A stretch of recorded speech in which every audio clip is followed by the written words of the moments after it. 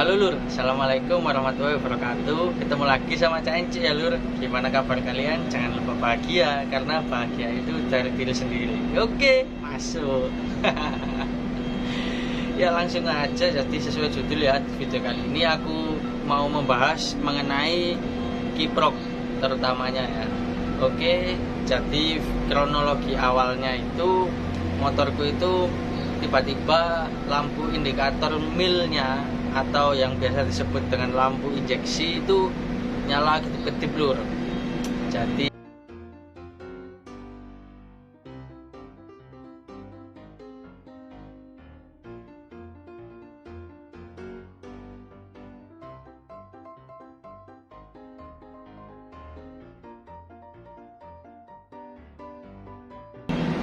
nah, setelah aku coba menghitung nilai atau kode yang ditunjukkan dari kedipannya itu, karena ya untuk sekedar informasi ya, kedipannya itu sebenarnya nggak asal kedip, karena itu menunjukkan kode atau menunjukkan angka. Jadi dimana ketika kedipannya lambat itu nilainya 10 kali 10, dan ketika kedipannya cepat itu kalinya 1. Jadi misalnya kedip lambat 2 kali itu berarti 20, lalu kedip cepat 5 kali itu berarti 5. Jadi, nah setelah dihitung kan ini tadi itu kedipannya 4 kali lambat dan 6 kali cepat. Jadi kodenya itu menunjukkan angka 46. Nah akhirnya aku kan panik nih. Jadi langsung aku bawa ke bengkel resmi ya. Ya untuk saran aja sih, ketika terjadi masalah kelistrikan ya menurutku baiknya dibawa ke bengkel resmi. Entah kalau teman-teman punya rekomendasi bengkel sendiri yang sekiranya mampu mengatasi atau mendeteksi masalah kelistrikan, ya oke-oke aja, itu pilihan masing-masing ya. Nah setelah di bengkel resmi, setelah diutek-utek, dicek oleh mekaniknya,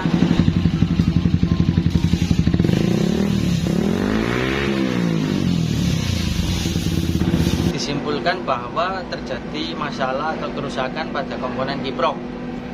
Nah, untuk informasi juga, kalau kode 46 itu kan kelistrikan. Kelistrikan itu mencakup bisa spool, kiprok ataupun aki. Suple ya, suple kelistrikan. Nah, kenapa kok bisa langsung disimpulkan masalah pada kiproknya?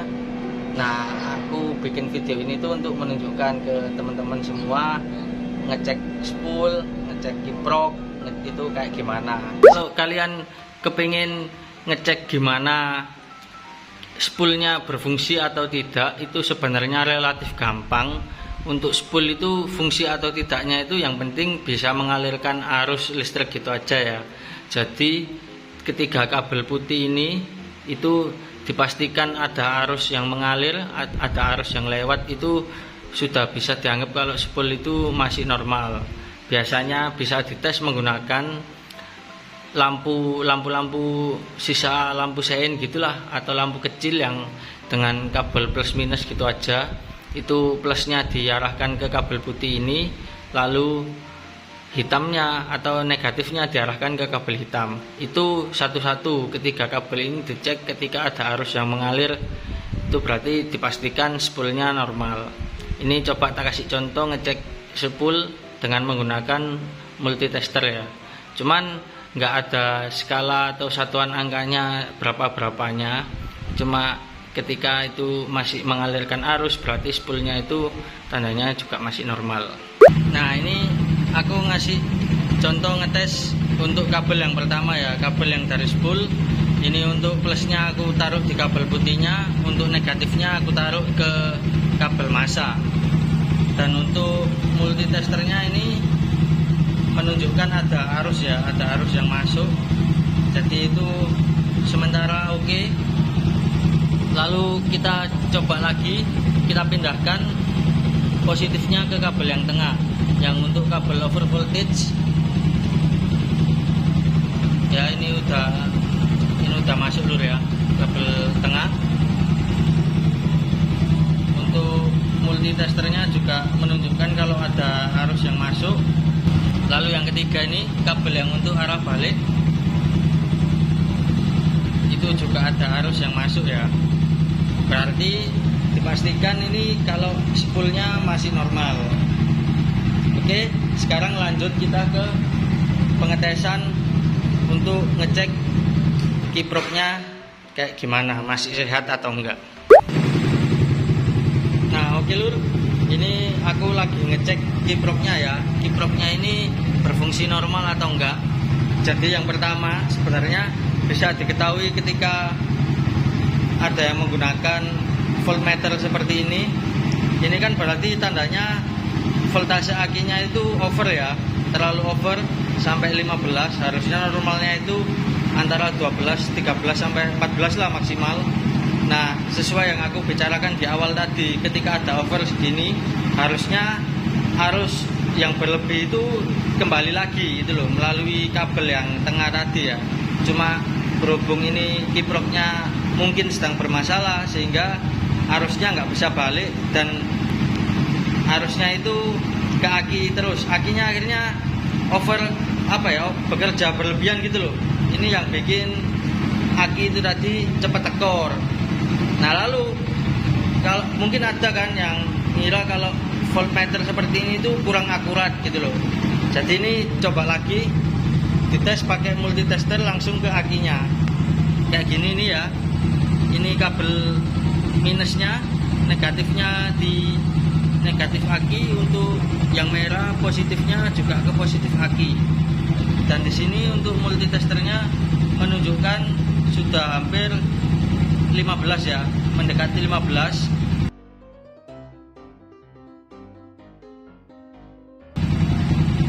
Berarti kan dia sudah over gitu loh. Nah oke lur, jadi ini kiproknya udah aku ganti ya.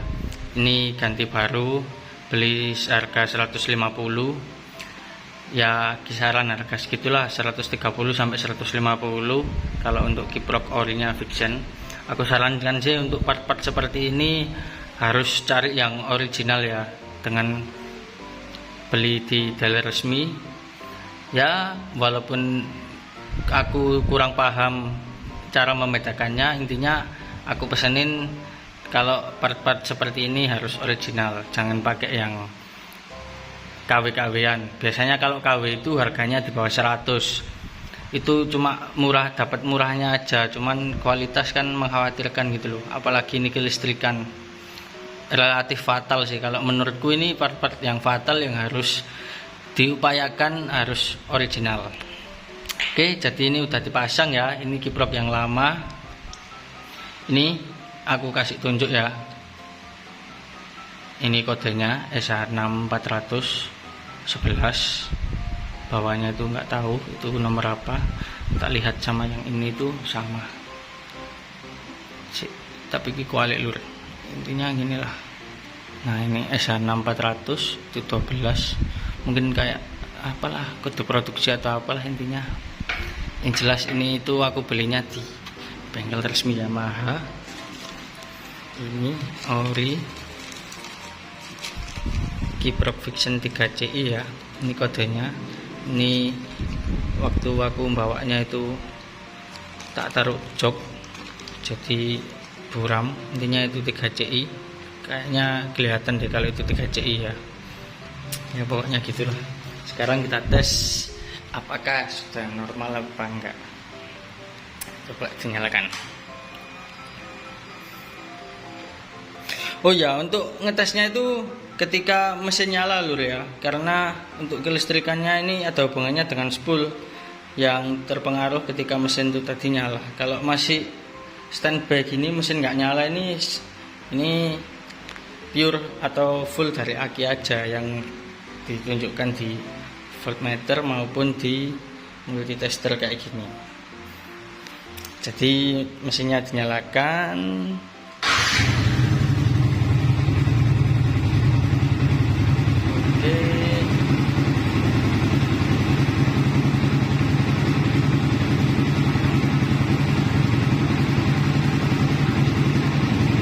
Nah untuk voltasenya relatif stabil ya, di angka segitu,